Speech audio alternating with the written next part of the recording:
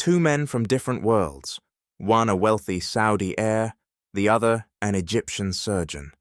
Together they built the deadliest terrorist network of the 21st century. But who was the real mastermind? The face in front of the camera or the brain behind the scenes? When we talk about modern terrorism, two names rise above the rest: Osama Bin Laden and Ayman Al-Zawahiri. Not because they were the most violent, but because they were the most strategic. Their partnership gave birth to a global jihadist movement that shattered borders and rewrote security doctrines around the world. To understand how they became two of the most wanted men on earth, we have to go back to where it all started. Osama bin Laden was born in 1957 in Riyadh, Saudi Arabia, into one of the wealthiest and most influential families in the kingdom. His father, Mohammed bin Laden, was a construction tycoon with close ties to the Saudi royal family. Osama received a religious education and studied economics at King Abdulaziz University. But by the early 1980s, his path changed. He traveled to Afghanistan to join the jihad against the Soviet invasion. There, in the chaos of war, his sense of purpose hardened. The son of a billionaire became the financier and recruiter of foreign fighters, laying the groundwork for what would become Al-Qaeda. Ayman al-Zawahiri's background was different, but just as pivotal. Born in 1951 in Cairo, Egypt, into a prominent and highly educated family, he was the grandson of the Grand Imam of Al-Azhar, one of the highest religious authorities in the Sunni world. Zawahiri trained as a surgeon, but his political views radicalized early. At just 15, he helped form an underground Islamist cell. By the late 1970s, he had joined the Egyptian Islamic Jihad, the group that would eventually merge with Al-Qaeda. He was arrested and tortured after the assassination of Egyptian President Anwar Sadat in 1981, which only deepened his commitment to armed struggle. While bin Laden was driven by geopolitical anger, especially toward U.S. presence in the Middle East, Zawahiri was obsessed with cleansing the Muslim world from within. For bin Laden, the enemy was primarily external. For Zawahiri, the threat included secular Arab governments he saw as corrupt and impure. They met in the crucible of war and recognized their complementary strengths. Bin Laden had money, charisma, and global reach. Zawahiri had ideology, strategy, and discipline. Their alliance formalized in the late 1990s. In 1998, they co-signed a fatwa declaring it the duty of Muslims to kill Americans, civilians and military alike. That statement led directly to the U.S. embassy bombings in Kenya and Tanzania, killing over 200 people and injuring thousands. This was no longer a local jihad. It had gone global. Intelligence reports and counterterrorism experts began to realize that Al-Qaeda wasn't just a loose band of radicals. It was a structured organization with cells, training camps, financial systems, and a clear leadership hierarchy. Bin Laden emerged as the face of global jihad, delivering threats on video from mountain caves. Zawahiri operated behind the scenes, drafting ideological manifestos and guiding the organization's evolution into a transnational network. By the early 2000s, both men had made the FBI's most wanted list. A $25 million reward was placed on each of their heads. Their crimes weren't impulsive acts of violence. They were calculated, coordinated operations carried out across continents with devastating results. As we trace their methods, psychology, and motivations in the next part, the contrast between the two becomes sharper and more dangerous. They shared a cause, but not a mind. Osama bin Laden and Ayman al-Zawahiri operated from the same ideological foundation, violent jihad, but their methods and motivations were cut from very different cloth. One relied on spectacle, the other on structure. One sought headlines, the other sought endurance. Bin Laden was above all a symbol builder. His approach to terrorism was theatrical. He believed in the power of a single, spectacular act to shift the balance of global perception. The September 11th attacks, which killed nearly 3,000 people and caused over $10 billion in damage, were designed not just as an act of violence, but as a statement. Bin Laden wanted the world to see that America could bleed, and that Muslims, under his banner, could strike the heart of its power. He understood media. Every video he released was carefully staged. Robes, Kalashnikov, a simple cave background, all choreographed to enhance the image of a pious warrior standing against the modern empire. His psychological profile matched that of a revolutionary idealist, a man driven by a perceived mission, not simply hatred. Zawahiri, on the other hand, was methodical. Where bin Laden was performative, Zawahiri was procedural.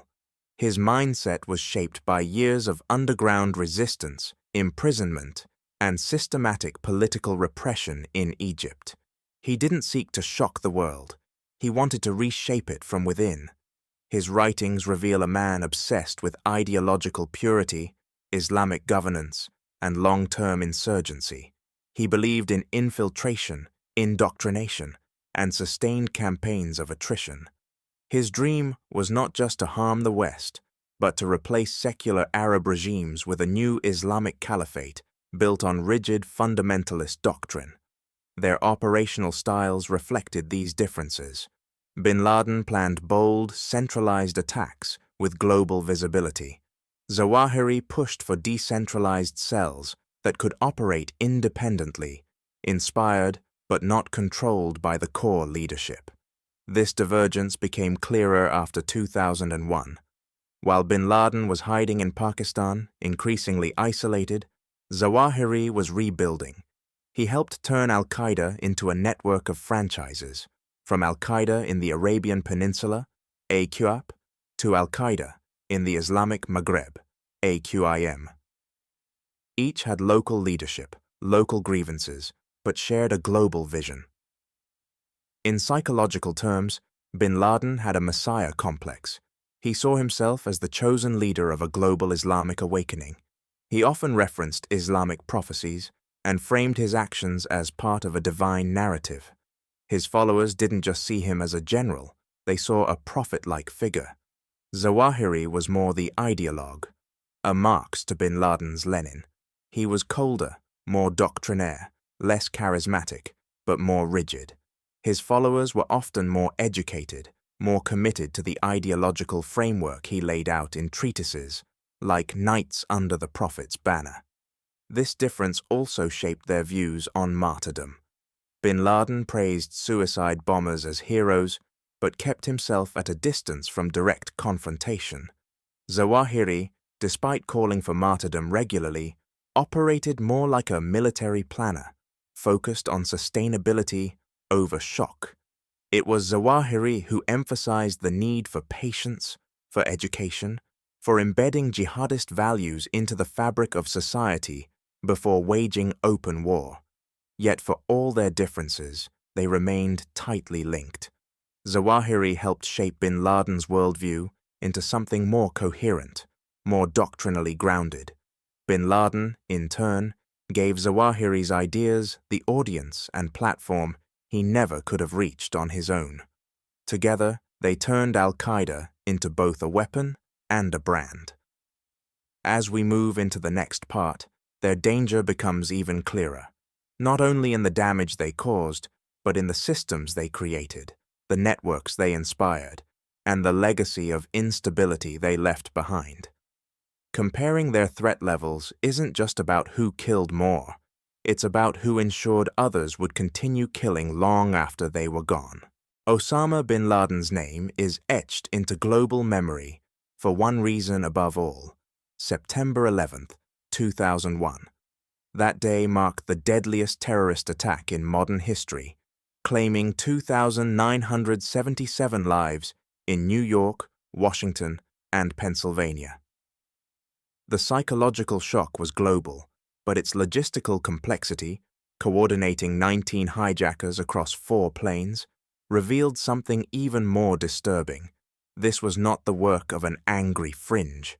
It was a sophisticated, long-term operation with international funding, planning, and discipline, and bin Laden stood at its center. From a tactical perspective, bin Laden's Al-Qaeda was centralized. He approved operations, controlled finances, and dictated messaging. By 2001, he had turned Afghanistan into a sanctuary for terrorist training, hosting over 20,000 foreign fighters through camps built with Taliban cooperation. According to declassified CIA and UN reports, his organization had operatives or affiliates in more than 60 countries by the early 2000s. Bin Laden's direct role in the 1998 U.S. embassy bombings in Kenya and Tanzania, which killed over 200 people, and the 2000 attack on the USS Cole, showed that Al-Qaeda's reach wasn't symbolic. It was global and deadly. But after 2001, everything changed. The U.S. invasion of Afghanistan scattered Al-Qaeda's leadership. Bin Laden went underground, reportedly living in a compound in Abbottabad, Pakistan, where he was eventually killed by U.S. Navy SEALs in 2011. During those years, his operational control diminished. He became a figurehead, isolated and increasingly out of touch. But even then, his myth endured. He was seen not just as a terrorist, but as a martyr in the making. That's when Zawahiri stepped forward, not as a replacement in charisma, but as a leader in structure. Under his leadership, Al-Qaeda mutated. It was no longer a pyramid with a top-down command. It became a web. Zawahiri didn't seek a single 9/11-style attack. Instead, he focused on building regional branches that could act independently: AQAP in Yemen, AQIM in North Africa, Al-Shabaab in Somalia, and others. These offshoots were not only resilient, they were deadly. AQAP was behind the failed underwear bombing in 2009 and the Charlie Hebdo shootings in 2015. Al-Shabaab conducted the Westgate Mall massacre in Nairobi in 2013, killing 67 people. These were not disconnected incidents. They were the fruits of Zawahiri's decentralized vision. In numerical terms, the body count under bin Laden's direct watch is higher, most notably because of 9/11. But in terms of longevity, adaptability, and global entrenchment, Zawahiri may have done more damage. According to the Global Terrorism Index, Al-Qaeda and its affiliates were responsible for over 9,000 deaths worldwide from 2010 to 2020, a period in which Zawahiri's influence was dominant. Experts in counterterrorism have debated which of the two men posed the greater threat. Richard Clarke, former White House counterterrorism advisor, once argued that bin Laden changed the world in a day, but Zawahiri ensured it stayed changed for a generation. The core of this argument lies not in how many died, but in how deeply each man embedded jihadist violence into global conflict zones. Bin Laden was a catalyst. Zawahiri was an architect. Another critical difference lies in survivability. Bin Laden's model depended heavily on his personal leadership and narrative. Once he was gone, Al-Qaeda struggled to maintain that same visibility, but Zawahiri built something designed to outlast him. That's why it took over a decade to locate and kill him. His public appearances were rare, and his command was often channeled through encrypted messages and surrogates.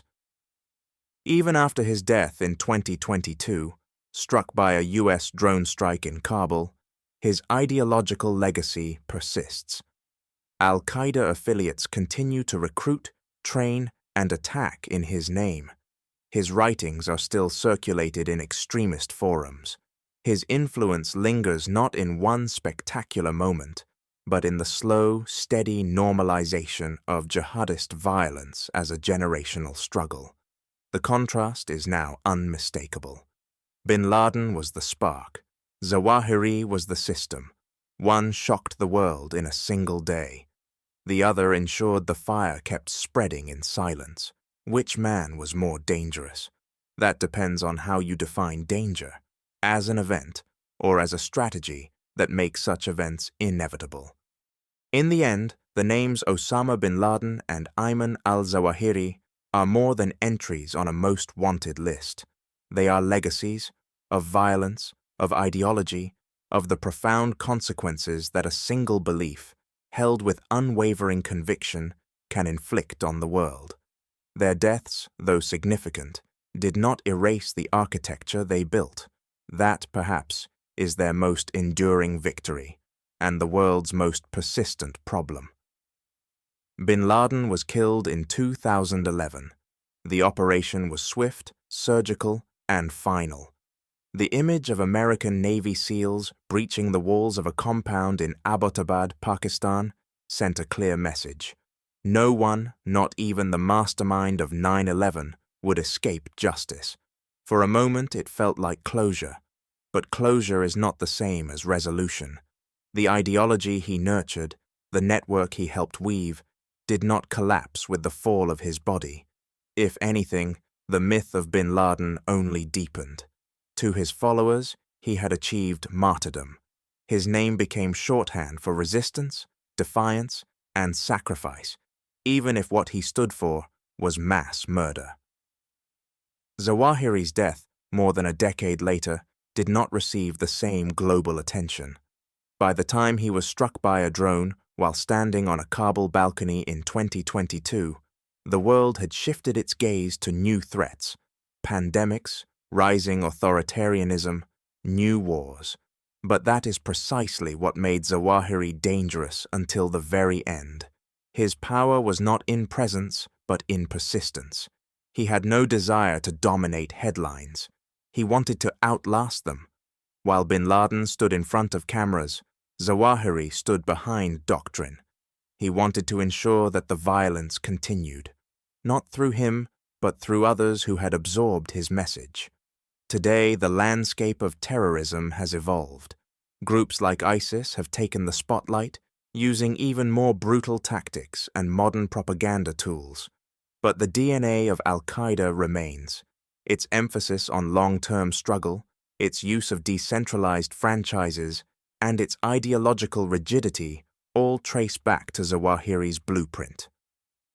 In places like the Sahel, Yemen, and northern Syria, Al-Qaeda-linked groups continue to thrive, quietly, methodically, and with deadly intent. This raises an uncomfortable truth. Killing bin Laden and Zawahiri did not destroy what they created. It disrupted it. It scattered it.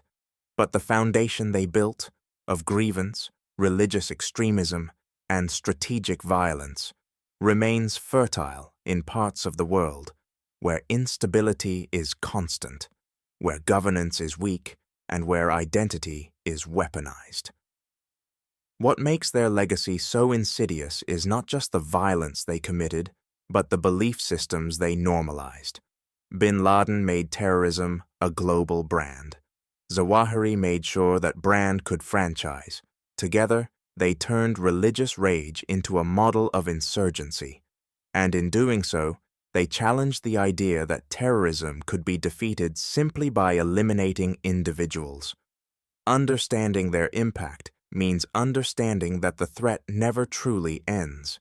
It adapts, it moves, it hides in new faces, new names, new acronyms. The battle now is less about chasing ghosts and more about dismantling the myths that give rise to them. Counterterrorism, then, becomes more than a military task. It becomes a generational responsibility, one rooted in education, opportunity, and resilience against manipulation.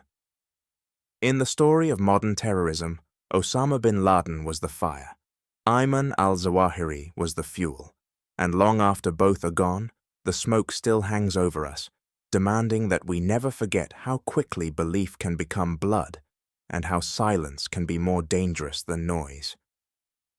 Let me know if you'd like a compiled version of all 4 parts in one seamless script, or if you want visual suggestions or voiceover formatting for video production. Their deaths made headlines, but their legacy still lingers in war zones, ideology, and fractured nations. Bin Laden lit the match.